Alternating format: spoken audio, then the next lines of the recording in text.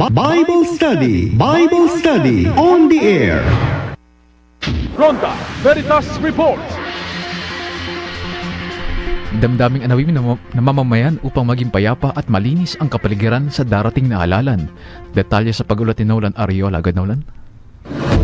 Simbahan at Halalan 2025 Midterm Election. One Godly Vote.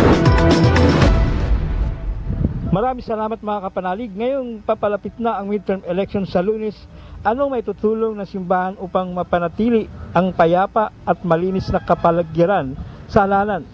PPCRB ay isa sa mga official na citizens arm at isa lang din ng mga PPCRB sa mga inaalaw na tumulong talaga sa loob ng ng mga botohan.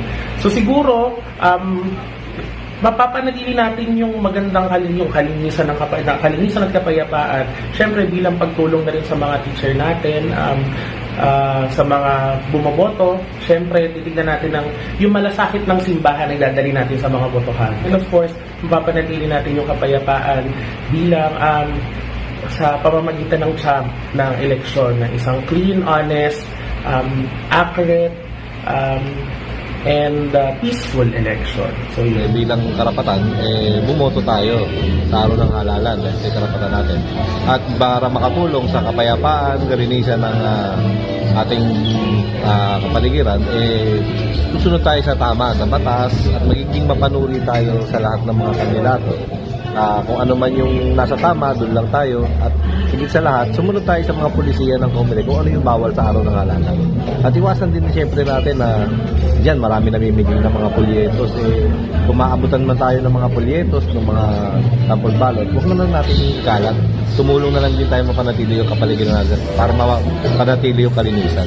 Yun, isang bilang simpleng mamamayan, simpleng may tutulong din natin na makakapagdulot ng kalinisan sa ating kapaligiran. Yan ang tinig ni na Court at Tito para sa One Godly Vote, Simbahan at Halalan 2025 Midterm Election Special Coverage. Ako, inyong kapanalig, Nolan Ariola, sumayin nyo ang katotohanan. Simbahan at Halalan 2025 Midterm Election. One Godly Vote. Ronda Veritas Report.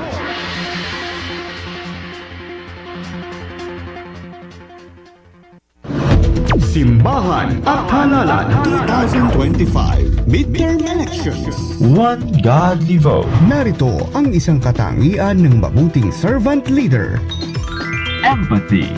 Nakikiramay siya sa mga taong nasasakupan niya sa pamamagitan ng pagbibigay ng pagkakataon na makausap siya sa kanyang tanggapan.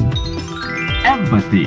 Yan ang isang katangian ng mabuting servant leader. Kaya sa darating na halalan, gawing sentro ang Diyos sa pagpili ng susunod na servant leader. One Godly Vote. The Veritas 846 Simbahan at Halalan 2025 Midterm Elections.